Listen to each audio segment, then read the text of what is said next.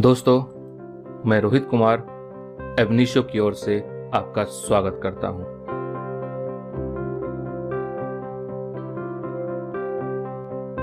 Family law 2 series के इस video में आपका स्वागत है। इस वीडियो में हम लोग सेक्शन 1 टू सेक्शन 6 के बारे में चर्चा करेंगे और मेनली सेक्शन 2 से सेक्शन 6 के बारे में चर्चा की जाएगी, because section 1 short title and extend के बारे में बात करता है, जबकि सेक्शन 2 में बात की जाती है हिंदू कौन होते हैं, किसके ऊपर HSA 1956 एप्लीकेबल होता है, what are the deciding factors for its application, कैसे किसी पर्सन का रिलीजन डिटरमाइन किया जाएगा, कन्वर्जन क्या होता है, कन्वर्जन का बेसिक प्रिंसिपल क्या है, कैसे कन्वर्जन और रिकन्वर्जन होता है, इस पर कास्ट पर क्या इफेक्ट पड़ता है, बोनाफाइड कन्वर्जन क्या होता है, कोर्ट इसमें कैसे इंटरवीन कर सकती है। सेक्शन 3 में कुछ डेफिनेशन एंड इंटरप्रिटेशन के बारे में बात की जाएगी, like agnates, cognates, full blood, half blood, uterine blood. Section 4 में overriding effect of the act के बारे में बात की जाएगी कि आखिर किन किन लेजिस्लेचर या कस्टम्स को HSA 1956 ओवरराइड करता है। सेक्शन 5 में बात की जाएगी कि HSA किस प्रॉपर्टी के ऊपर एप्लीकेबल नहीं होता है, ताकि आप ये जान सके कि कौन कौन सी प्रॉपर्टी इसमें एक्सक्लूड की जाती है, और इसी क्रम में हम लोग इसके टेरिटोरियल एप्लीकेशन के बारे में भी चर्चा करेंगे। इसके बाद बात की जाएगी सेक्शन 6 में devolution of the interest in coparcenary properties, इसमें डिबेट क्या है, कंफ्यूजन क्या है और इसके प्रोविजंस क्या है। इसके अलावा HSA के एप्लीकेशन को लेकर के ट्रांसजेंडर के लिए क्या रूल है, अगर किसी पर्सन को डिसोन कर दिया जाता है तो उस कंडीशन में क्या रूल होता है, अगर किसी प्रॉपर्टी का म्यूटेशन हो रखा है आफ्टर पार्टीशन तो उस कंडीशन में म्यूटेशन का इफेक्ट सक्सेशन पे क्या होता है, एक्स ग्रासिया पेमेंट या कंपनसेशन, इसका रूल ऑफ इनहेरिटेंस पर क्या इफेक्ट होता है। इंश्योरेंस पॉलिसी में एक नॉमिनी रखा जाता है तो after death of the person वो मनी उस नॉमिनी को ट्रांसफर होगा या हेयर को मिलेगा, इसके बारे में चर्चा की जाएगी। Section 2 deals with application of the act. सबसे पहले यहाँ पर बात की जाती है कि ये एक्ट किसी भी हिंदू पर लागू होता है। इसका मतलब ये हुआ कि ये एक्ट नॉन हिंदू के ऊपर लागू नहीं होता है। अब इस क्रम में एक केस आया था, दैट वाज दिनम्मा वर्सेस लीजा 2015 का केस है। इस केस में होता ये है कि हस्बैंड क्रिश्चियन होता है, इसकी फर्स्ट वाइफ वो भी क्रिश्चियन होती है, 1964 में दोनों की शादी हुई होती है। देन उसके बाद इसने सेकेंड पर्सन से शादी किया जो हिंदू होती है 1974 में। वाइफ 1 ने बाइगेमी के लिए सूट फाइल किया था, इसी दौरान H की डेथ हो जाती है। अब इस कंडीशन में वाइफ 2 सूट फाइल करती है सक्सेशन के लिए एज पर HSA, जिसमें कोर्ट का कहना होता है the disease was Christian eight the time of death, तो यहाँ पर HSA लागू नहीं होगा। तो इसी कारण जो सबसे पहला वर्ड है दैट इज ये एक्ट एप्लीकेबल है टू एनी हिंदू। अगर कोई पर्सन जिसकी डेथ हुई है अगर वो हिंदू नहीं है तो ये एक्ट उसके ऊपर लागू नहीं होगा। सेकंड, इसमें बात की जाती है हिंदू कौन होता है। अगर हिंदू के बारे में बात की जाए तो ये बहुत ही डाइवर्सिफाइड कम्युनिटी है और ये डाइवर्सिफिकेशन लैंग्वेज, क्लोथ, इनके rights, ceremonies, food habit, belief और अलग अलग देवताओं की पूजा के बेसिस पर होता है। इन डिफरेंसेस का मेन कारण है इनके हैबिट में डिफरेंस होना, growing and awakening of individualism. इसके अलावा आइडेंटिटी, और ये आइडेंटिटी बेस होती है किसी पर्सन की उसके ऑक्यूपेशन पर, कास्ट पर, फैमिली नेम पर। और आपको मालूम है कि कास्ट जो होता है दैट इज बाय बॉर्न, जैसे ही पर्सन का बर्थ होता है उस वक्त ही उसके ऊपर कास्ट इम्पोज हो जाता है। इसके अलावा ब्राह्मण एंड वैदिक ऑर्थोडॉक्सी इसकी एक वजह बनती है। Rigid caste based distinction, because आपको मालूम है कि कोई भी पर्सन बाय बर्थ उसका कास्ट उसके ऊपर इम्पोज होता है, अपना कास्ट वो चेंज नहीं कर सकता है, और इसी कारण अलग अलग कास्ट में डिफरेंट रूल देखने को मिलता है। इसके अलावा यदि आप वैदिक रिचुअल्स की बात करें तो बहुत ही एलिबरेटेड है और हर किसी के लिए इसमें अलग अलग प्रोविजंस दिया गया है। कुछ जगह सेक्रीफाइस की बात की गई है, कुछ जगह सेक्रीफाइस की बात नहीं की गई है, तो इसी कारण प्रिंसिपल ऑफ नॉन वायलेंस भी इसके डिफरेंस का एक कारण बनता है। And at last brotherhood and equity of the human being, और ये दोनों चीज आप लोगों को बुद्धिस्ट एंड जैन में देखने को मिल जाएगा। इतने डिफरेंसेस के बावजूद इनके बीच में एक कॉमनलिटी होती है and that is they are descendant from the same stock. चाहे वो बुद्धिस्ट हो, जैन हो, सिख हो, कोई भी हो या किसी भी रीति रिवाज को मानने वाले हो, उनका ओरिजिन सेम स्टॉक होता है। और यही कारण है कि जो लेजिस्लेशन बनाया गया है HSA का that is known on the basis of hierarchy और डिफरेंशिएशन, बट इसका बेस आपका होता है दैट इज ओरिजिन, कि आखिर इन धर्म की शुरुआत या इन सेक्ट्स की शुरुआत कहाँ से हुई। इनका डेवलपमेंट कहीं से हो उससे कोई फर्क नहीं पड़ता है, बट अल्टीमेटली यहाँ ओरिजिन मैटर करता है। सेक्शन 2 में ही आगे बात की गई है कि हिंदू में कौन कौन लोग इंक्लूड्स होते हैं, like Veerashaiva, Lingayat, followers of Brahmo Samaj, Prarthana समाज, आर्य समाज। अगर ये कहा जाए एक तरीके से it is the form of Hindu religion. और अगर डेवलपमेंट की बात की जाए तो बुद्धिस्ट, सिख और जैन। इसके अलावा कोई भी पर्सन जो कि मुस्लिम नहीं है, ना ही क्रिश्चियन है, ना ही पारसी और ना ही ज्यूज है, और अगर वो गवर्न होता है HSA के थ्रू तो वो हिंदू है। अब इम्पोर्टेंट बात यह है कि what are the deciding factors for its application. HSA 1956 के लिए 4 फैक्टर्स माना गया है। फर्स्ट, जिस पर्सन की डेथ हुई है वो पर्सन हिंदू होना चाहिए। सेकेंड, उस पर्सन को प्रूफ करना होगा कि उसके ऊपर हिंदू लॉ एप्लीकेबल नहीं है। अगर वो प्रूफ नहीं कर पाता है तो उस कंडीशन में HSA लागू होता है। थर्ड, वो पर्सन बाय कंडक्ट हिंदू था and he has not outstayed the application of Hindu law. And the fourth, भले ही वो हिंदू है but he may not be subject to the provision of the HSA यदि उसके शादी का फॉर्म अलग है या उसका डोमिसाइल अलग है। आगे हम लोग देखते हैं कि इसका एप्लीकेशन 3 चीजों पे डिपेंड करता है, दैट इज पेरेंटेज उसकी कैसे हुई है, सेकेंड अपब्रिंगिंग पर, एंड थर्ड डिक्लेरेशन पर। लेकिन ये डिक्लेरेशन जो होना चाहिए that should not be oral only, बल्कि अगर उसका कन्वर्जन होता है तभी वो HSA के थ्रू गवर्न होगा और वो हिंदू कहलाएगा। इट इज सेड कि no person can be without religion in India. India में कोई भी पर्सन बिना रिलीजन का नहीं हो सकता है। सपोज अगर किसी पर्सन ने ये डिक्लेयर कर दिया कि वो हिंदू नहीं है बल्कि वो मानवता के धर्म को अपनाना चाहता है, या फिर वो किसी ईश्वर की पूजा नहीं करना चाहता, या वो क्रिटिसाइज करता है, पब्लिकली वो डिक्लेयर कर देता है इस बात के लिए कि वो हिंदू नहीं है उसके बावजूद, लेकिन अगर वो किसी अदर रिलीजन को एम्ब्रेस नहीं करता है तो उस कंडीशन में वो हिंदू ही होगा, उसका फॉर्मल रिलीजन कंटिन्यू रहेगा। So there are 4 yardsticks to determine a Hindu. First, child of Hindu parents. अगर फादर और मदर दोनों हिंदू हैं तो उसका बच्चा हिंदू ही होगा। और यहाँ पर जो बच्चे की बात की जा रही है that is natural born and adaptive, इसमें दोनों ही बच्चों को शामिल की जाती है। अब सपोज ऐसा होता है कि one of the parents is Hindu और सेकेंड नॉन हिंदू है, उस कंडीशन में ये देखा जाता है कि उसका ब्रॉट अप किस कम्युनिटी में हुआ है, उसके अनुसार से उसका रिलीजन डिसाइड होता है। थर्ड यार्डस्टिक है कन्वर्जन टू हिंदू। किसी अदर रिलीजन से अगर हिंदू में कन्वर्ट होता है तो वो हिंदू हो जाता है। एंड फोर्थ यार्डस्टिक है रिकन्वर्जन टू हिंदू। सपोज एक पर्सन कोई हिंदू था, वो पहले नॉन हिंदू बनता है एंड बाद में उसका रिकन्वर्जन होता है हिंदू में, उस कंडीशन में भी वो हिंदू होता है। अब इसके बारे में हम लोग 1 by 1 चर्चा करते हैं। फर्स्ट बात करते हैं हम लोग पेरेंट्स के बारे में कि सपोज ऐसा होता है कि दोनों ही पेरेंट्स हिंदू हैं, उस कंडीशन में बच्चे का जो रिलीजन होगा that would be determined on the basis of time of the birth, ना कि वो कब कंसीव हुआ था। और उस बच्चे का रिलीजन तब तक कंटिन्यू रहेगा जब तक कि वो मेजॉरिटी में नहीं आ जाता है, इट मीन्स वो मेजर नहीं बन जाता है। Like I am giving an example. ऐसा होता है एक हस्बैंड है, वाइफ है, दोनों ही बाय रिलीजन क्रिश्चियन है और इस वक्त बच्चा कंसीव ये लोग कर लेते हैं। But before the birth of the child husband और वाइफ दोनों ही अगर हिंदू में कन्वर्ट हो चुके हैं और उसके बाद बच्चे का जन्म हुआ है तो वो बच्चा हिंदू होगा। और अगर ऐसा होता है कि चाइल्ड कंसीव हो चुका होता है, उसके बाद चाइल्ड का बर्थ भी हो जाता है, उसके बाद अगर फादर मदर रिलीजन में कन्वर्ट होते हैं तो उस कंडीशन में यह बच्चा उसी रिलीजन का होगा जिस रिलीजन में उसका जन्म हुआ था। So at the time of his birth अगर वो क्रिश्चियन था तो वो क्रिश्चियन होगा। I am giving you another example. Suppose ऐसा होता है कि हस्बैंड मुस्लिम है, वाइफ क्रिश्चियन है, इन दोनों ने बच्चे को कंसीव किया, उसके बाद ये दोनों अपना रिलीजन चेंज करते हैं और हिंदू बन जाते हैं और उसके बाद जाकर के यदि बच्चे का जन्म होता है तो वो बच्चा हिंदू होगा। अब देखते हैं उस कंडीशन में क्या होगा जब one of the parent is Hindu and another is non Hindu. तो इस कंडीशन में जो बच्चे का रिलीजन होगा not the time of the birth बल्कि जन्म के बाद देखा जाएगा कि उसकी परवरिश कैसे हुई है, वो ब्रॉटअप कैसे हुआ है, वो निर्धारित करेगा कि बच्चा हिंदू है या नॉन हिंदू है।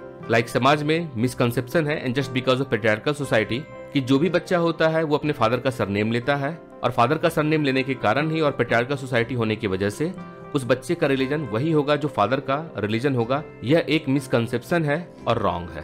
प्रैक्टिस में ये चलता है लेकिन अगर बात की जाए तो लीगली ये वैलिड नहीं है। और इस चीज को लेकर के कई केस आया था, जिसमें फर्स्ट केस है मनेका गांधी वर्सेस इंदिरा गांधी 1985 का केस है and second Sreedharan versus commission of wealth tax 1970 का केस है। इसी केस में ये बात की गई थी कि पैटर्नल सेटअप होने की वजह से प्रैक्टिस में ये आता है कि एक बच्चा अपने फादर का सरनेम लेता है और ये माना जाता है कि फादर का रिलीजन ही उसका रिलीजन है, but this is not a legal requirement. अब बात की जाती है इलेजिटिमेट चाइल्ड के बारे में। तो जनरली मिसकंसेप्शन ये है कि इलेजिटिमेट चाइल्ड चूंकि फादर का सरनेम भी इनहेरिट नहीं करता है तो फादर का रिलीजन उसका नहीं होगा बल्कि वही रिलीजन होगा जो मदर का है। यह भी एक मिसकंसेप्शन ही है, जबकि यहाँ पर भी रियल टेस्ट होता है कि वो इलेजिटिमेट चाइल्ड किस तरीके से उसका अपब्रिंगिंग हुआ है, कैसे ब्रॉटअप किया गया है। अब हम लोग बात करते हैं कन्वर्ट और रिकन्वर्ट के बारे में, बट उससे पहले मैं आपको बताना चाहूंगा कि कॉन्स्टिट्यूशन ऑफ इंडिया में दिया हुआ है फ्रीडम टू रिलीजन। आप चाहें अपने मर्जी के रिलीजन का प्रैक्टिस कर सकते हैं, प्रोफेस कर सकते हैं, प्रोपगेट कर सकते हैं। और चूंकि यहाँ पर जो फ्रीडम दिया गया है इस फ्रीडम में ही इंक्लूड होता है कन्वर्जन भी। और इस कन्वर्जन के लिए जरूरी ये है कि आप किसी भी रिलीजन में कन्वर्ट हो सकते हैं if you are major and of sound mind. लेकिन जो बात की जाती है किसी भी रिलीजन की, इसमें सारा रिलीजन शामिल नहीं होता है, इसमें एक एक्सेप्शन है। द एक्सेप्शन इज पारसी, क्योंकि पारसी लोग अपनी कम्युनिटी में कन्वर्ट होने के लिए अलाउ नहीं करते हैं। इस कम्युनिटी में ये प्रिवेल करता है कि one can only be a born Parsi, convert होकर के आप पारसी नहीं बन सकते हैं। जैसे कि इस रिलीजन में ये देखा जाता है, यदि फादर पारसी है और मदर नॉन पारसी है, उस कंडीशन में जो चाइल्ड बॉर्न होगा that would B Parsi child. और अगर फादर नॉन पारसी है एंड मदर पारसी है, इन सच कंडीशन जो फादर का रिलीजन होगा वही चाइल्ड का रिलीजन होगा। अब हम लोग बात करते हैं what are the essential of conversion. So basically there are two essentials. First, अगर कोई पर्सन ए है तो इसके लिए कंडीशन पहला ये है कि उसे अपना पहले का रिलीजन रिनाउंस करना होगा, त्यागना होगा, छोड़ना होगा। और जब तक वो दूसरा रिलीजन एक्सेप्ट नहीं करता है, उसे एम्ब्रेस नहीं करता है, तब तक वो पर्सन कन्वर्ट नहीं कहलाएगा। अब सपोज ऐसा होता है कि एक पर्सन अपना रिलीजन छोड़ने का डिक्लेरेशन तो कर देता है, बात तो कर देता है, लेकिन दूसरे रिलीजन को एक्सेप्ट नहीं करता है या एम्ब्रेस नहीं करता है।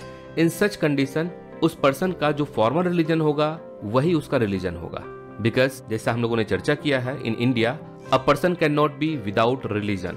हिंदू रिलीजन में दो तरीके से कन्वर्जन हो सकता है। फर्स्ट, किसी अदर रिलीजन से कोई पर्सन हिंदू में कन्वर्ट हो सकता है, that is non Hindu, Hindu में कन्वर्ट हो सकता है। सेकेंड, अगर कोई पर्सन हिंदू से नॉन हिंदू बनता है तो उसके बाद फिर ये वापस हिंदू बन सकता है, तो रिकन्वर्जन के थ्रू भी आप हिंदू बन जाते हैं। अब हम लोग चर्चा करते हैं कन्वर्जन टू हिंदू रिलीजन। तो क्वेश्चन ये बनता है कि क्या हिंदू रिलीजन में कन्वर्ट होने के लिए किसी फॉर्मल सेरेमनीज की जरूरत है?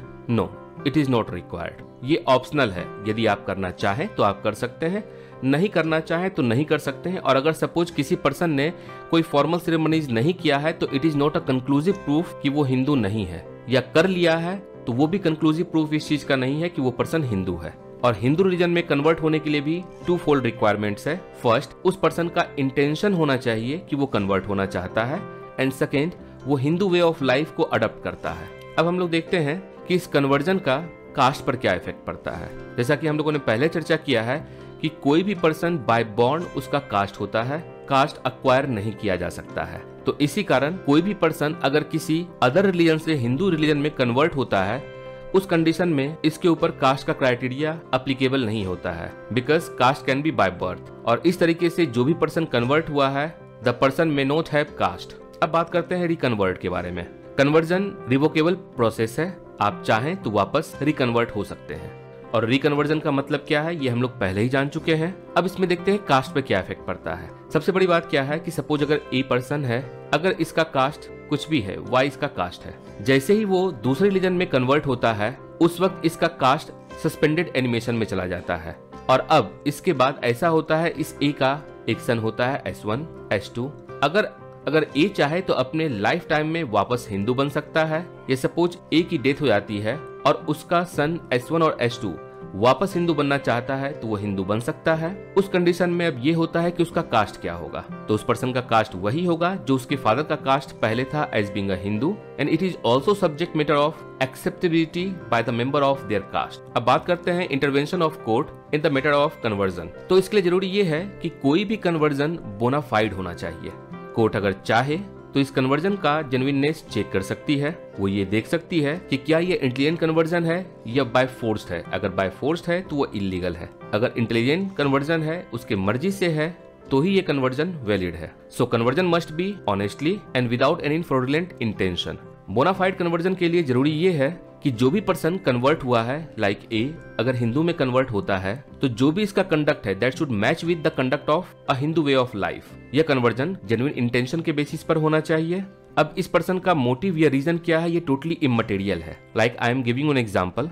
अब सपोज होता ये है कि एक फीमेल है, वो एक मेल से शादी करना चाहती है। फीमेल बाय रिलीजन क्रिश्चियन है और मेल बाय रिलीजन हिंदू है। इस मेल की मदर का कहना होता है कि वो इस शादी को तभी अलाउ करेगी यदि ये फीमेल हिंदू में कन्वर्ट हो जाएगी। अब अगर ये फीमेल हिंदू में कन्वर्ट हो जाती है, इनकी शादी हो जाती है, तो ये कन्वर्जन वैलिड होगा। तो इसी कारण ये इमटेरियल होता है कि मोटिव क्या था, बिकॉज इस फीमेल का मोटिव था शादी करना और रीजन था इसकी माँ की इच्छा। तो मोटिव और रीजन ये दोनों इमटेरियल है और मेन इंपॉर्टेंट चीज है that is intention, and the intention should be honestly and without being any fraud. अब अगर ये conversion better condition of life के लिए हो रहा है या बेटर ह्यूमन वैल्यू के लिए हो रहा है तो ये वैलिड होगा। और जो भी कन्वर्जन है that should be free and voluntary conduct. जैसे इस केस में हम लोगों ने देखा, ये इस फीमेल का फ्री एंड वॉलंटरी कंडक्ट था। भले ही इच्छा माँ की थी, लेकिन कंसेंट इस फीमेल का फ्री था एंड वॉलंटरी था, तो इस कंडीशन में कन्वर्जन वैलिड हो जाता है। अब हम लोग चर्चा करते हैं कुछ टर्म्स के डेफिनेशन एंड इंटरप्रिटेशन का जो सेक्शन 3 में दिया हुआ है। Like first, एग्नेट्स। एग्नेट्स का मतलब होता है कि दो पर्सन अगर एक दूसरे से मेल के थ्रू रिलेटेड हैं तो वो एग्नेट्स होंगे, और ये रिलेशन बाय ब्लड हो सकता है या बाय अडॉप्शन हो सकता है। Like I am giving you an example. इस केस में होता ये है कि ए का 3 सन होता है, S1, S2, S3, तीनों की शादी हो चुकी होती है, बच्चे होते हैं। S1 का 2 चिल्ड्रन होता है, फर्स्ट एक बेटा और दूसरी एक बेटी। S2 का भी एक सन होता है और S3 का भी एक सन होता है, बट ही इज अडॉप्टेड सन। अब इस कंडीशन में हम लोग देखते हैं ये डॉटर और ये सन आपस में एग्नेट्स होंगे because they are related to each other by males, और ये मेल है S2 और S1, दोनों ब्रदर है। S1 का सन और ये S2, ये दोनों भी एग्नेट्स है। इनफैक्ट ये तीनों एग्नेट्स होते हैं S3 के सन से, जो कि एक अडॉप्टेड चाइल्ड है। तो एग्नेट्स का बेसिक प्रिंसिपल है the person should be related through males, चाहे वो ब्लड के थ्रू हो चाहे एडॉप्शन के थ्रू हो, वो एग्नेट्स कहलाते हैं। कॉग्नेट्स का मतलब होता है यदि दो पर्सन, और यहाँ अगर बात की जा रही है पर्सन का, तो यहाँ मेल और फीमेल दोनों ही है। तो यदि दो पर्सन केवल मेल के थ्रू रिलेटेड नहीं है, बल्कि बीच में अगर कोई फीमेल भी आ जाती है और ये रिलेटेड है अगर ब्लड और ब्लड एडॉप्शन के थ्रू, तो फिर ये कॉग्नेट्स कहलाते हैं। लाइक इन दिस एग्जाम्पल, ए का एक सन है और एक डॉटर है। सन के 2 बच्चे हैं, फर्स्ट सन अडॉप्टेड है, उसके बाद एक डॉटर होती है। इस डॉटर के भी 2 बच्चे हैं, एक सन और एक डॉटर। अब अगर बात की जाए इस HD की इस DS के साथ रिलेशन, तो ये कॉग्नेट्स कहलाते हैं। बिकॉज यहाँ पर एक मेल तो है, यहाँ भी मेल है, लेकिन यहाँ फीमेल है जिसके थ्रू ये लोग आपस में रिलेटेड हैं। तो जैसे ही उस चैन में कोई फीमेल आती है और उसके थ्रू 2 बच्चे या 2 पर्सन आपस में रिलेटेड होते हैं, तो वो लोग कॉग्नेट्स कहलाते हैं। जब आप हिंदू सक्सेशन एक्ट में प्रॉपर्टी के डिवोल्यूशन के बारे में बात करेंगे या मुस्लिम इनहेरिटेंस में प्रॉपर्टी के डिवोल्यूशन के बारे में बात करेंगे, तो वहां पर एग्नेट्स एंड कॉग्नेट्स इन दोनों के कॉन्सेप्ट का यूज होता है। अब हम लोग बात करते हैं फुल ब्लड क्या होता है। फुल ब्लड का सिंपल सा मतलब है कि 2 पर्सन आपस में फुल ब्लड कहलाएंगे यदि उनका एक मेल कॉमन डिसेंडेंट है और ये दोनों पर्सन सेम वाइफ से जन्म लिए हों। Like in this case person A की वाइफ है W, इनके बच्चे S1, S2, D1, D2, ये सारे के सारे बच्चे आपस में फुल ब्लड कहलाएंगे बिकॉज यहाँ पर कॉमन मेल है और सेम वाइफ से बच्चों का जन्म हुआ है। हाफ ब्लड का मतलब होता है कि मेल डिसेंडेंट कॉमन होगा लेकिन बच्चे डिफरेंट वाइफ से हो रहे हैं। लाइक इन दिस केस होता ये है A1 की शादी पहले W से होती है, 2 बच्चे होते हैं S1 एंड D1। या तो इस वाइफ की मौत हो जाती है या फिर डाइवोर्स हो जाता है। ए दूसरी शादी करता है W2 से, जहां इसके 2 बच्चे होते हैं S2 और D2। ये बच्चे आपस में हाफ ब्लड कहलाएंगे, जबकि S1 और D1 ये फुल ब्लड है, S2 और D2 ये फुल ब्लड है। S1 और S2 half blood, D1 and D2 half blood. अब बात करते हैं यूट्रिन ब्लड क्या होता है। इसमें कॉमन एंसेस्ट्रेस होती है। इट मीन्स जो वाइफ होगी वो कॉमन होगी लेकिन डिफरेंट हस्बैंड होगा। सपोज ऐसा होता है इस विमेन का शादी पहले H1 के साथ होता है, जहां पर कि S1 और D1 2 बच्चे होते हैं। या तो H1 की डेथ हो जाती है या डाइवोर्स के बाद W की शादी दूसरे पर्सन से होती है H2 से, और फिर 2 बच्चे होते हैं S2 एंड D2। मदर यहाँ पर कॉमन है, फादर डिफरेंट है, जिसके वजह से D1 और D2 ये यूट्रिन ब्लड होंगे, S1 S2 यूट्रिन ब्लड होंगे, S1 D2 uterine blood, D1 S2 uterine blood. लेकिन ये लोग आपस में फुल ब्लड हैं। आई होप ये कॉन्सेप्ट आपको समझ में आ चुका होगा। देन इसके बाद एक कॉन्सेप्ट है इंटरस्टेट का, जिसके बारे में हम लोगों ने काफी लेंथ एंड ब्रेथ में पहले भी चर्चा किया है, उसे मैं छोड़ रहा हूँ। अब टाइम है एक छोटे से ब्रेक की, जिसमें मैं आपको बताना चाहूंगा कि दोस्तों इस तरह के वीडियो को बनाने में काफी समय, मेहनत और रिसोर्सेस लगता है। आप अपना वैल्यूएबल फीडबैक जरूर शेयर करें ताकि एबनिशियो टीम को प्रोत्साहन मिले तथा आपके द्वारा दिए गए फीडबैक पर काम करके और इन्फॉर्मेटिव वीडियोस आप तक लाया जा सके। तो please like the video, subscribe the channel and share the video with needy one. Break से पहले हम लोगों ने सेक्शन 3 में दिए गए कुछ डेफिनेशन एंड इंटरप्रिटेशन को देखा विद इलिस्ट्रेशन। अब हम लोग बात करते हैं सेक्शन 4 की, overriding effect of the act. Section 4 में लिखा हुआ है कि कोई भी कस्टम, यूसेज या रूल HSC 1956 के आने से पहले अगर प्रिवेल कर रहा था, HSC 1956 के आने के बाद अगर ये रिलेटेड है इनहेरिटेंस से, तो HSC 1956 उन कस्टम्स, यूसेज या रूल को ओवरराइड कर देगी। एक केस आया था गुलाबबाई छगनलाल वर्सेस कमलाबाई लखन, 2011 का केस है और ये केस एमपी का है। इस केस में होता ये है कि एक फादर है, उसके 4 बच्चे हैं, S1, S2, D1 and D2। Property का डिवोल्यूशन होता है फादर के गुजरने के बाद। S1 और S2 फादर की पूरी प्रॉपर्टी ले लेते हैं, D1 और D2 को कुछ भी नहीं देते हैं। मैटर पहुंचता है कोर्ट में, जहां पर कि इनका कहना होता है कि as per the customs daughters were not allowed to get share from ancestral property. उस कंडीशन में कोर्ट का कहना होता है कि जो भी कस्टम्स, रूल या यूसेज पहले चल रहा था that is immaterial with respect to succession of a property after implementation of HSA 1956। लेकिन इस सेक्शन में जो मेन बात है वो ये है कि वैसा कोई भी लॉ जो इनहेरिटेंस से रिलेटेड है केवल उस पर ही ये एप्लीकेबल होगा, अदर लॉज पे ये एप्लीकेबल नहीं होगा। इस पर एक केस आता है Urmi Deepak Kadia versus state of Maharashtra 2015 का केस है, जिसमें कोर्ट का कहना होता है कि अगर मामला इनहेरिटेंस का होता है तो उस कंडीशन में HSA 1956 उसे ओवरराइड करेगा। लेकिन ये मामला अगर महाराष्ट्र रेट कंट्रोल एक्ट 1999 से रिलेटेड है तो उस कंडीशन में ये एप्लीकेबल नहीं होगा, बिकॉज वो इंस्टीट्यूट इनहेरिटेंस के इंस्टीट्यूट से डिफरेंट है। Section 5 deals with act not apply to certain property. कुछ तरह की प्रॉपर्टी है जिस पर ये एक्ट अप्लाई नहीं होता है। ये प्रॉपर्टी क्या हो सकती है? उससे पहले मैं आपसे ये बात करना चाहूंगा कि हिंदू लॉ के तहत अगर आप 2 चीज करते हैं, that is conversion and marriage under special marriage act 1954 with non Hindu, in that condition आपके ऊपर इंडियन सक्सेशन एक्ट 1925 गवर्न होता है। और ये बात स्पेशल मैरिज एक्ट 1954 के सेक्शन 21 में दिया हुआ है। अब सिंस इनकी प्रॉपर्टी का डिवोल्यूशन इंडियन सक्सेशन एक्ट 1925 के तहत होता है तो ऑलरेडी जब एक इंस्टीट्यूट अप्लाइड है तो उस कंडीशन में HSA उसे ओवरराइड नहीं करता है, बल्कि ISA 1925 का एक्ट ही उसके ऊपर एप्लीकेबल होगा। डिफरेंट टाइम में बने हुए स्पेशल मैरिज एक्ट में क्या क्या प्रोविजंस था, इससे रिलेटेड पार्टीशन के वीडियो में इन डिटेल चर्चा किया गया है, आप वहां देख लीजिएगा। ब्रीफली मैं इसके बारे में थोड़ा कंपैरिजन ये करूंगा कि 1954 में जो स्पेशल मैरिज एक्ट आया था उसमें इंस्टीट्यूट्स मैटर करता था, रिलीजन मैटर नहीं करता था। यदि आपकी शादी किसी हिंदू या नॉन हिंदू से स्पेशल मैरिज एक्ट 1954 के तहत रजिस्टर्ड होती थी, उस कंडीशन में उस पर्सन का ऑटोमेटिक सिवरेंस हो जाता था। जबकि 1976 में रिलीजन मैटर करता था, ना कि इंस्टीट्यूट। सेक्शन 5 में ही दिया हुआ है the act not applicable to the state of erstwhile ruler of Indian state.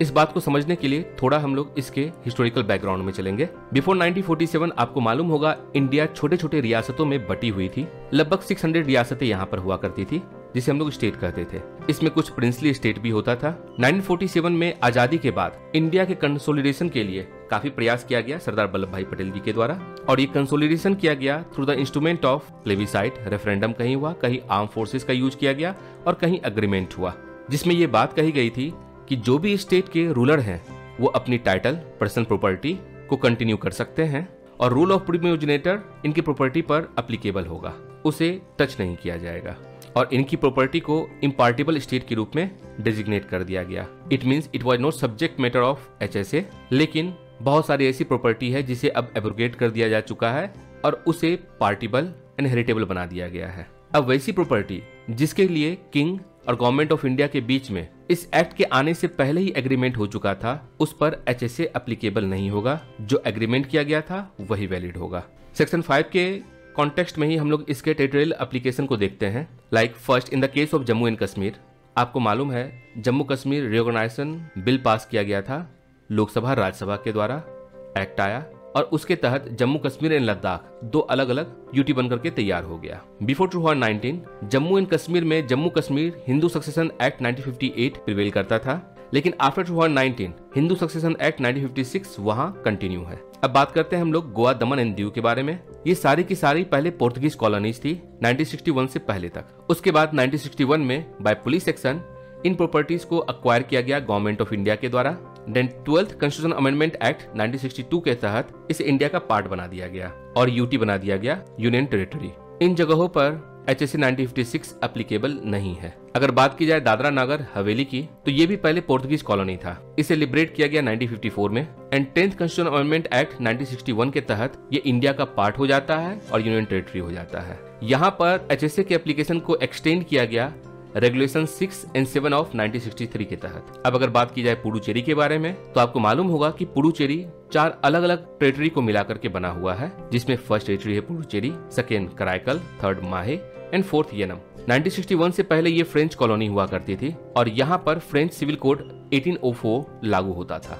1954 में फ्रेंच गवर्नमेंट के द्वारा ये इंडिया को हैंडओवर किया गया and 14th constitution amendment act 1962 के तहत पुडुचेरी को इंडिया का पार्ट बना दिया गया। अब अगर बात की जाए HSA 1956 की, इसके एप्लीकेशन को रेगुलेशन 6 एंड 7 ऑफ 1963 के तहत एक्सटेंड किया गया, लेकिन यहाँ पर एक ऑप्शन दी गई। ऑप्शन ये दी गई कि वैसे इंडियंस का मतलब ऑल रिलीजन्स, चाहे वो हिंदू हो, मुस्लिम हो, क्रिश्चियन हो, यदि वो चाहते हैं फ्रेंच सिविल कोड 1804 के द्वारा गवर्न होना, तो उन्हें अपना पर्सनल लॉ और पर्सनल स्टेटस छोड़ना होगा और ये लोग कहलाए renoncants and that is why they are governed by French civil code 1804 and not by HSA 1956। ST community के लिए कॉन्स्टिट्यूशन ऑफ इंडिया में आर्टिकल 342 दिया हुआ है to preserve their identity, culture and customs and usage. इसी कारण HSA 1956 इनके ऊपर एप्लीकेबल नहीं होता है और यदि इंडिया के रियल कल्चर को देखना है, इनके नियर कस्टम्स को देखना है, तो एसटी कम्युनिटी में ये ढूंढा जा सकता है। But there are few tribes in ST communities जिनके ऊपर HSA 1956 एप्लीकेबल होता है, लाइक वैष्णव्स, आदि द्रविड़,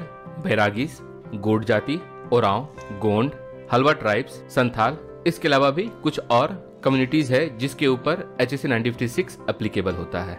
अब हम लोग बात करते हैं बेसिक प्रोविजंस ऑफ सेक्शन 6 जो दिया हुआ है, that is related to devolution of interest in coparcenary property. 2005 amendment के तहत 99/2005 से डॉटर कोपासनर हो जाती है और उसमें लिखा हुआ है same manner as son and it is a matter of interpretation, because इसी बेसिस पर कुछ डिस्प्यूट होता है जिसके बारे में चर्चा हम लोग आगे करेंगे। तो एक डॉटर कोपासनर होती है बाय बर्थ, इनको राइट दिया जाता है कोपासनरी प्रॉपर्टी पर बाय बर्थ। अब ये पार्टीशन का डिमांड कर सकती हैं, अपने शेयर का डिमांड कर सकती हैं, कर्ता बन सकती हैं और इसके लिए केस भी है सुजाता शर्मा का। साथ ही साथ इनके ऊपर इम्पोज किया जाता है लायबिलिटी, कोपासनरी प्रॉपर्टी से रिलेटेड जो भी होता है, जो सन के ऊपर लायबिलिटीज था, सेम लायबिलिटीज इनके ऊपर भी इम्पोज होता है। अब अगर ऐसा कोई भी पार्टीशन जो कि 28 दिसंबर 2004 से लेकर के 9 सितंबर 2005 के बीच में होता है, उस पार्टीशन को चैलेंज किया जा सकता है और इस तरह के टेस्टामेंट्री डिस्पोजिशन को भी चैलेंज किया जा सकता है।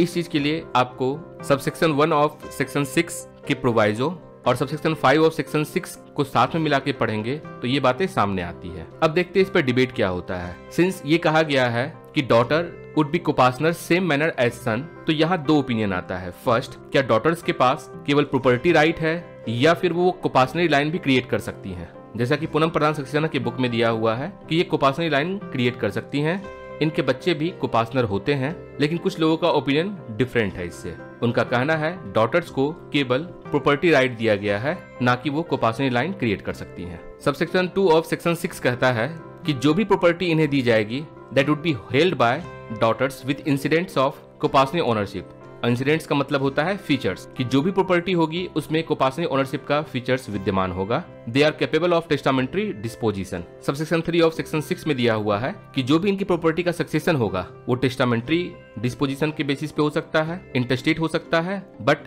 कभी भी प्रॉपर्टी का इनहेरिटेंस या सक्सेशन सर्वाइवरशिप के द्वारा नहीं होगा। इसे कम्प्लीटली एबॉलिश कर दिया गया 2005 के अमेंडमेंट के द्वारा और इसी सेक्शन में कॉन्सेप्ट ऑफ नोशनल पार्टीशन दिया हुआ है। अब एक डॉटर को शेयर कैसे मिलेगा और किसे शेयर कैसे मिलेगा, इसके एलोकेशन के बारे में ऑलरेडी प्रीवियस वीडियो में चर्चा किया जा चुका है, आप वहां से देख लीजिएगा। सबसेक्शन 4 ऑफ सेक्शन 6 के तहत पायस ऑब्लिगेशन को कंप्लीटली डिलीट कर दिया गया है, एब्रोगेट कर दिया गया है। इस चीज के बारे में भी प्रीवियस वीडियो में लेंथ एंड ब्रेथ में चर्चा की गई है कि पायस ऑब्लिगेशन क्या होता था और कैसे इसे कंप्लीटली एब्रोगेट कर दिया गया है, आप उस वीडियो में देख लीजिएगा।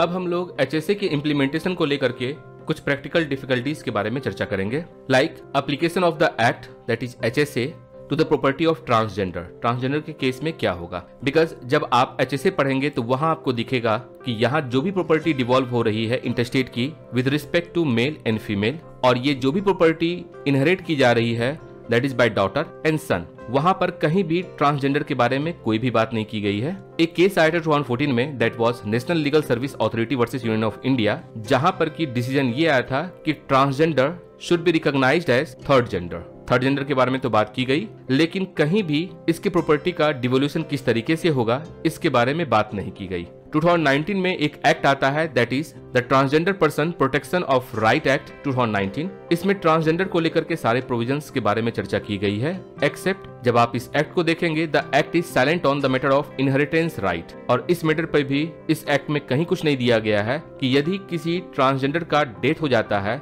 उसके प्रॉपर्टी का डिवोल्यूशन किस तरीके से होगा। अब अगर इनकी प्रॉपर्टी के सक्सेशन की बात की जाए तो it is govern by customary practice, जो उनकी सोसाइटी में प्रिवेल कर रहा होता है, जो कस्टम्स है, रूल है या रेगुलेशंस है सोसाइटी के द्वारा बनाया गया है, उसके द्वारा ही इनकी प्रॉपर्टी का सक्सेशन होता है। इस क्रम में एक केस आता है 2016 में, and the name of the case is Sweety versus general public. General public इसलिए है बिकॉज होता क्या है, इस केस में दो पर्सन होता है ए एंड बी, एक गुरु होता है। गुरु का मतलब ये होता है कि जो भी पर्सन किसी ट्रांसजेंडर चाइल्ड को एक्सेप्ट करता है वो गुरु कहलाता है, और जो ट्रांसजेंडर चाइल्ड अडॉप्ट किया जाता है या एक्सेप्ट किया जाता है वो चेला कहलाता है। तो इस केस में बी की डेथ हो जाती है। बी की डेथ होने के बाद इसकी प्रॉपर्टी को लेकर के जनरल पब्लिक में एक नोटिस निकाला जाता है, कोई क्लेम नहीं करता है। ए का क्लेम होता है कि एज बीइंग अ गुरु बी की सारी प्रॉपर्टी ए को दे दी जाए। इस चीज को लेकर के ट्रायल कोर्ट का कहना होता है कि ये मैटर एक्चुअली में एचएसए का है, बिकॉज वहां पर नाम पर रिलीजन देखा जा रहा था और इसकी प्रॉपर्टी का डिवोल्यूशन कस्टम के बेसिस पर नहीं होगा। ये मैटर फिर पहुंचता है हाई कोर्ट में, जहां पर कि हाई कोर्ट का कहना होता है कि नाम की वजह से ये हिंदू तो लग रहा है, लेकिन इस केस में कहीं भी इस पर्सन के रिलीजन के बारे में प्लीड नहीं किया गया है और ना ही इस पर्सन का रिलीजन क्या है इसके बारे में कुछ साबित हो पाया है। तो वहां पर एचएसए लगाना एक प्रॉब्लम हो सकता है। देन उसके बाद कोर्ट ने national legal services authority versus union of India 2014 case में जो डिसीजन दिया गया था उसे कंसीडर किया, और कंसीडर करने के बाद ये डिसीजन दिया कि जो ये डिजीज्ड है that is B, the person is govern by customary law, और कस्टमरी लॉ में ये प्रिवेल करता है कि जो भी गुरु होगा वो अपने चेला का प्रॉपर्टी सक्सीड करेगा, और इस तरह से बी की सारी प्रॉपर्टी ए को दे दी जाती है। अब हम लोग चर्चा करते हैं कि क्या होता है अगर किसी पर्सन को डिसऑन कर दिया जाता है, उस कंडीशन में इनहेरिटेंस लॉ पर क्या इफेक्ट पड़ता है। सबसे पहली बात यह है कि किसी भी पर्सन को इनहेरिटेंस राइट एक लेजिस्लेशन के द्वारा दिया गया है, इंस्टीट्यूट्स के द्वारा दिया गया है, और जो भी राइट इंस्टीट्यूट्स के द्वारा दिया गया है वो इंस्टीट्यूट्स के द्वारा ही लिया जा सकता है, किसी और मीन से नहीं लिया जा सकता है।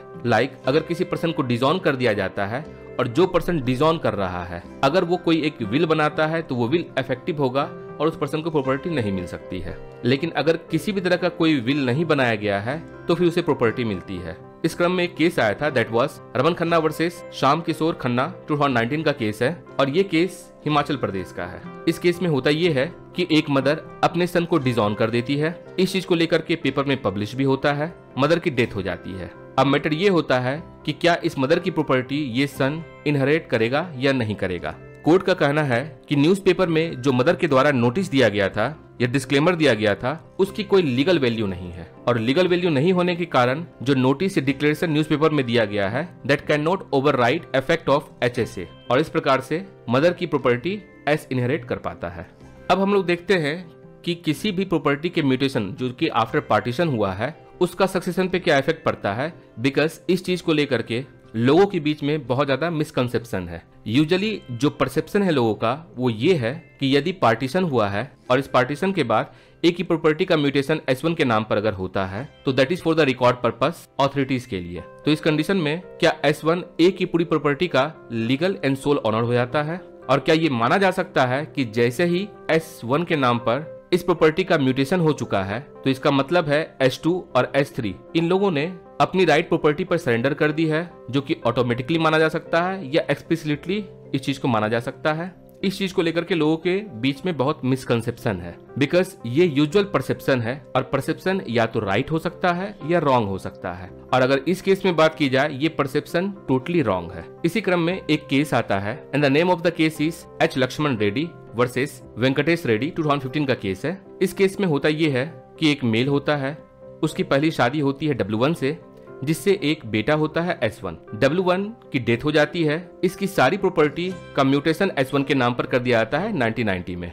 उसके बाद ये मेल दूसरी शादी करता है W2 से, जहां इसके 4 बच्चे होते हैं। अब जिस प्रॉपर्टी का म्यूटेशन S1 के नाम पर हुआ था S1 उसे अपनी ही प्रॉपर्टी समझता है और उसका यूज करता है। बाद में फादर इस चीज के लिए सूट फाइल करते हैं। सूट फाइल करने के बाद कोर्ट का डिसीजन ये होता है कि जो म्यूटेशन हुआ है S1 के नाम पर दैट डज नॉट मीन कि S1 उस प्रॉपर्टी का सोल ओनर है। It only enables the person to pay land revenue, और उस चीज में F के राइट का वायलेशन नहीं होगा, और इस तरीके से कोर्ट W1 की पूरी प्रॉपर्टी इन दोनों के बीच में बराबर बांट देती है 1/2 and 1/2। अब हम लोग देखते हैं एक्स ग्रेशिया पेमेंट का रूल इनहेरिटेंस में क्या होता है। एक्स ग्रेशिया का मतलब होता है इट इज गिवन और डन एज अ गिफ्ट और फेवर। ये कोई लीगल ड्यूटी नहीं होती है बल्कि एक मोरल ऑब्लिगेशन होता है या एक मोरल ड्यूटी होती है। And it is actually a short of compensation. Short of कहने का मतलब है बिकॉज सपोज अगर किसी पर्सन की डेथ हो जाती है किसी एक्सीडेंट में या किसी राइट में, आप उसे मनी के रूप में कंपनसेशन तो दे सकते हैं, लेकिन वो कंपनसेशन एप्रोप्रिएट नहीं होता है बिकॉज एक लाइफ की कीमत पैसे में नहीं तोली जा सकती है। बट एनीवेज हम लोग चर्चा करते हैं कि एक्स ग्रेसिया में जो अमाउंट दिया गया है उस अमाउंट पे इनहेरिटेंस का रूल क्या है। इस क्रम में हम लोग चर्चा करेंगे केस का, and the name of the case is Gaini Kaur versus state of NCT of Delhi. ये 2007 का केस है। इस केस में होता क्या है कि 1984 में दंगा होता है, एंटी सिख राइट होता है दिल्ली में, जिसमें एक परिवार होता है जहां एक हस्बैंड होता है, वाइफ होती है, इसके 2 बच्चे होते हैं। इन चारों की डेथ हो जाती है और उस परिवार में इस हस्बैंड का फादर जिंदा रहता है और इसकी वाइफ की मदर जिंदा रहती है। सरकार की तरफ से कंपनसेशन की बात की जाती है और 14 लाख कंपनसेशन यहाँ दिया जाता है। अब अगर लॉ ऑफ इनहेरिटेंस की बात की जाए तो जो इस सन के नाम पर अमाउंट मिल रहा था वो इसके फादर को मिलना चाहिए। इनफैक्ट जो ग्रैंड सर का अमाउंट था वो भी इस फादर को मिलना चाहिए। और चूंकि इस फीमेल की शादी हो चुकी है तो एज पर HSA 1956 सेक्शन 15 ये प्रॉपर्टी भी फादर के पास चली जाएगी। इट मीन्स ये पूरा का पूरा 14 लाख रुपीस इस फादर को मिलना चाहिए।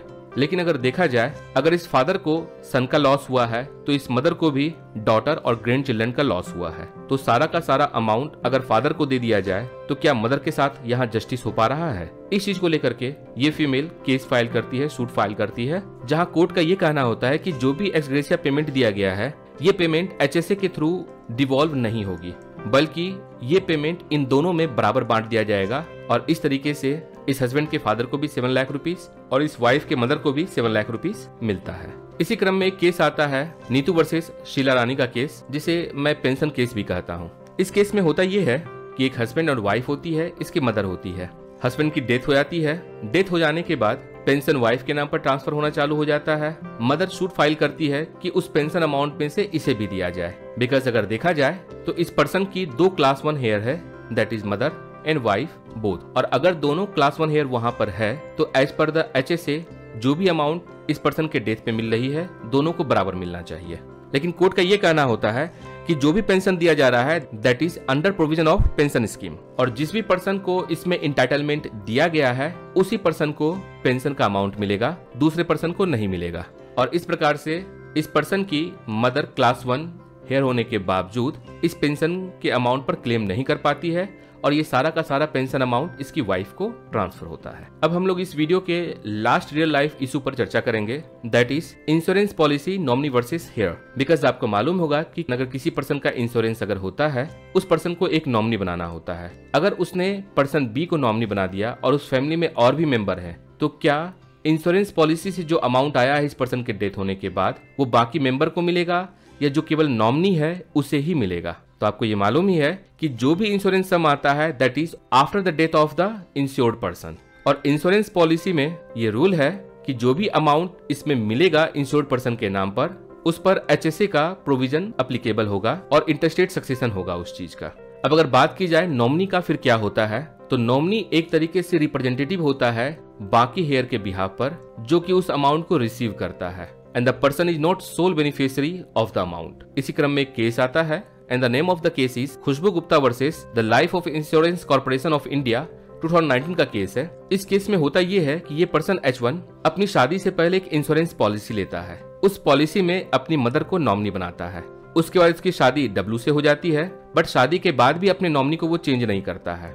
आफ्टर सम टाइम इस पर्सन की डेथ हो जाती है। इसके डेथ होने के कुछ समय के बाद ये फीमेल एक दूसरी शादी कर लेती है H2 से। इंश्योरेंस का अमाउंट आता है मदर के नाम पर। उस कंडीशन में ये वाइफ क्लेम करती है उस इंश्योरेंस अमाउंट के लिए, लेकिन इस मदर का क्लेम होता है कि इनके बेटे के शादी से पहले ही बेटे ने पॉलिसी ली थी, उस पॉलिसी में इसे नॉमिनी बनाया था। शादी हो जाती है, उसके बावजूद उसने नॉमिनी को चेंज नहीं किया, अपनी वाइफ को नॉमिनी नहीं बनाया।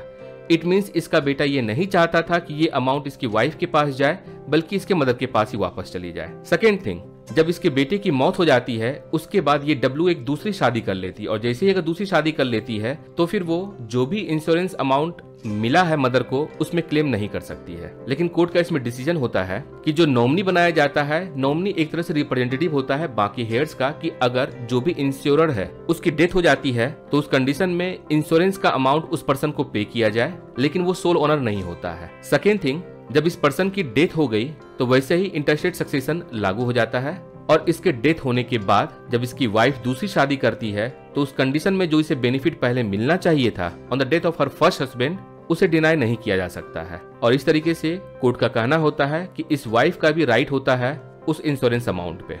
और इस प्रकार से हमारा ये डिस्कशन यहाँ समाप्त होता है। नेक्स्ट वीडियो में हम लोग देखेंगे कि मेल इंटरस्टेट के बारे में, कि मेल इंटरस्टेट को लेकर के क्या क्या प्रोविजंस दिया गया है, first thing, and second thing उसके शेयर को कैसे बांटा जाएगा, एंड द थर्ड थिंग उसके बेसिस पर अब तक क्या क्या क्वेश्चन पूछा गया है, उस क्वेश्चन का सॉल्यूशन प्रोवाइड किया जाएगा। मैं आप लोग को ये बात बताना चाहूंगा कि अब तक जो भी थियरी डिस्कस किया गया है आप लोगों के साथ, उस थियरी को आप एक बार, दो बार, तीन बार, उसे बार बार आप सुने, उसे समझने की कोशिश करें, क्योंकि इन्हीं थियरी का एप्लीकेशन होगा जब हम लोग इसका न्यूमेरिकल सॉल्व करेंगे। तो न्यूमेरिकल सॉल्व करने के लिए जरूरी है कि आपके पास इसका कॉन्सेप्ट बहुत ही क्लियर होना चाहिए, तब आप किसी भी तरह का कोई मिस्टेक नहीं करेंगे।